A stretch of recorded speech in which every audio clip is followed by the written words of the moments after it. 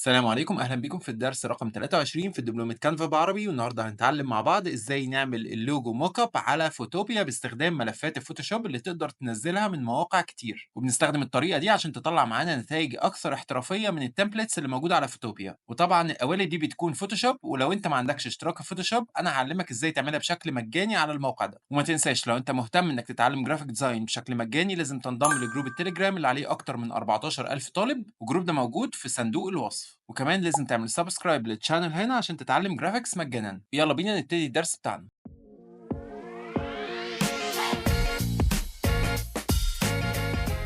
في البداية أنا هاحتاج 3 حاجات، أول حاجة هو موقع Unblast، وده الموقع اللي أنا هاجيب منه الموك اب فايل بتاعي اللي هو الفوتوشوب فايل اللي أنا هاستخدمه في فوتوبيا. والموقع ده عليه كولكشن للموك ابس كتير جدًا زي ما أنت شايف في كل أنواع المجالات تقدر تستخدمها بشكل مجاني تمامًا. وفي الحالة بتاعتي أنا هاعمل لوجو، فهاجي هنا في السيرش وهاكتب لوجو، ولما كتبت لوجو لقيت إن عندي 1727 نتيجة للوجو موك اب أقدر أختار ما بينهم حسب شكل ونوع اللوجو اللي أنا عامله. ولو قعدت أنزل لتحت هالاقي أنواع كتير جدًا ممكن أختار ما بينها، وكلها حاجات احترافية جدًا تقدر إنك تحط اللوجو بتاعك فيها وتوريه للعميل وهيطلع معاك نتيجة كويسة جدًا. وفي الحالة بتاعتي هاختار الموك اب ده. بعد ما ضغطت عليه دخلت في الصفحة بتاعته، هتنزل تحت هتلاقي البوتن بتاع free download، وبعد ما ضغطت عليه الموك اب جالي هنا زي ما انت شايف. هروح على الديفايس بتاعي هلاقي ان الموك اب نزل لي، بس ده ملف مضغوط، وعلشان تفك الضغط هتضغط رايت كليك على الملف ده وهتعمل اكستراكت اول. بعد كده هتختار المكان اللي انت عايز تحط فولدر فيه وهتعمل اكستراكت. وبعد ما عملت اكستراكت جالي فولدر فوق منه اهو، وده فولدر عادي جدا. هضغط عليه هلاقي جوه ملف الفوتوشوب بتاعي اللي هو الملف ده، ودي اول حاجه انا محتاجها. وبكده انا جهزت ملف الموك اب اللي انا هستخدمه واحط فيه اللوجو بتاعي. تاني حاجه يلا بينا نجيب اللوجو بتاعنا، وهنا انا هشتغل بجرين هارفست اللي احنا عملناه مع بعض في دروس قبل كده. هنزله على الجهاز بتاعي عشان اعمل له موك اب في التمبلت اللي انا اخترتها. وعشان اعمل كده هضغط على شير هنا فوق، وهضغط على داونلود، وهختار هنا بي ان جي، وهخلي السايز على اخره، وهعمل ترانسبيرنت باك جراوند، وهحدد الصفحات. طبعا في لوجو تاني انا مش عايزه فهعمل اول صفحه بس، وهضغط على دون. بعد كده هعمل داونلود واللوجو هينزل عندي على الجهاز. وبعد ما نزلت اللوجو بتاعي والموك اب بتاعي هاجي على فوتوبيا عشان ادمجهم في بعض. بعد ما فتحت الموقع هتيجي على فايل وهتعمل اوبن، وبعد كده هتختار ملف فوتوشوب اللي انا وريته لكم قبل كده بعد ما فكينا ضغط الفولدر. وبعد ما الملف فتح معاك هتدور على اللاير الموجوده هنا اللي اسمها لوجو موك اب، وهتيجي على الجزء المربع ده وهتضغط عليه مرتين. هتجيلك الصفحه دي، ودي الصفحه اللي المفروض تحط فيها اللوجو بتاعك. وعشان تعمل كده هتضغط على اوبن اند بليس، وبعد كده هتختار اللوجو اللي انت نزلته من كانفا هنا واللي هو بي ان جي وترانسبيرنت. وبعد ما اخترته هيجيلك هنا هتكبره ان هو يكون في نفس حجم اللوجو اللي قبله. بعد كده تضغط على انتر، بعد كده تمسح اللوجو القديم زي ما انت شايف مسحت القديم، فتبقى عندي اللي انا حطيته بس. ولو اللوجو بتاعك فيه مستطيل انت استخدمته عشان تخفي حاجه او في اشكال في الخلفيه وعايز تشيلها هتستخدم الماجيك اريسر، بس ما ينفعش انك تستخدمها على السمارت اوبجكت.